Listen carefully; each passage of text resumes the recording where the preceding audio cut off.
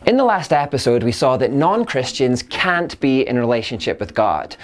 Now that's quite an offensive message in this particular age where people like to believe that all faiths are equally valid. That some people connect to God through Christianity, some through Hinduism, some through Buddhism. There's a big interfaith movement on at the moment, of course, which is trying to erode the lines between the faiths and make out that they're all essentially the same thing. But the Bible makes it clear that this is a big mistake. You can't get to God through other faiths. And furthermore, the Bible even says that behind the gods of those other religions are in fact demons. In Deuteronomy it says, "They stirred up God's jealousy by worshipping foreign gods. They provoked his fury with detestable deeds. They offered sacrifices to demons, which are not God, to gods they had not known before, to new gods only recently arrived, to gods their ancestors had never feared." In Leviticus we read, "The people must no longer be unfaithful to the Lord by offering sacrifices to the goat idols or goat demons. This is a permanent law for them to be observed from generation to generation." Psalm 106 also makes this same connection between false gods and demons. Indeed, this is the consistent message all throughout the Bible. Now, what's going on here? Well, the Bible tells us that Satan has a desire to be worshipped. Remember how Satan tried to tempt Jesus by showing him all the kingdoms of the world and saying, "I will give it all to you if you will kneel down and worship me." So Satan and his demons have a desire to be worshipped. So when man creates a false god, creates an idol, maybe they even craft that idol out of wood, a demon will then come to take on that identity. The demon will inhabit that idol, that role, that name. It will set itself up as the object of the people's worship. Paul wrote to the Corinthians, "What am I trying to say? Am I saying that food offered to idols has some significance, or that idols are real gods?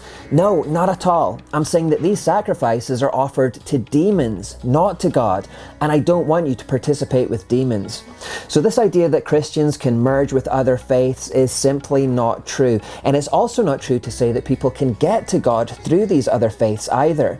Biblically speaking, the gods and idols that these other faiths are worshipping are in fact demons. It should be added that these demons can also teach false doctrine too. Now, the Holy Spirit tells us clearly that in the last times, some will turn away from the true faith. They will follow deceptive spirits and teachings that come from demons. Now, I know it's not exactly scientific, but if you just look at the faces of some of these idols, I mean, just taking some of these images for a moment and look into their eyes, they often have this real darkness to them. And when you also consider the rituals that these gods and goddesses demand of their followers, in the past, for example, nearly all pagan religions demanded human sacrifice. That was thankfully vanquished by the spread of Christianity. But even today, the rituals often involve really quite dark practices. This is a guy who has entered into a trance, for example, and he doesn't look like he's in a good way. This one is also in a trance that involves cutting his tongue open with a sword and letting it bleed. Again, very disturbing.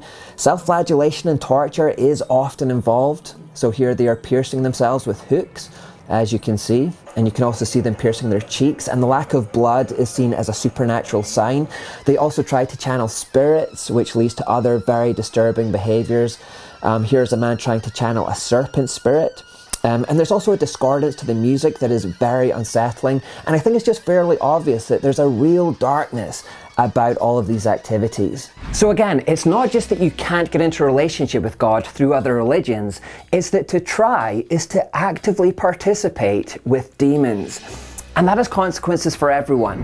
For example, when you go to a foreign country, don't take off your shoes to go inside the temples of these gods. Taking off your shoes signifies that you're walking on holy ground. It's actually giving honor to these gods when you take off your shoes. Don't burn incense to them either. And don't take Buddhas or little idols back into your home, because you're effectively taking demons back into your home.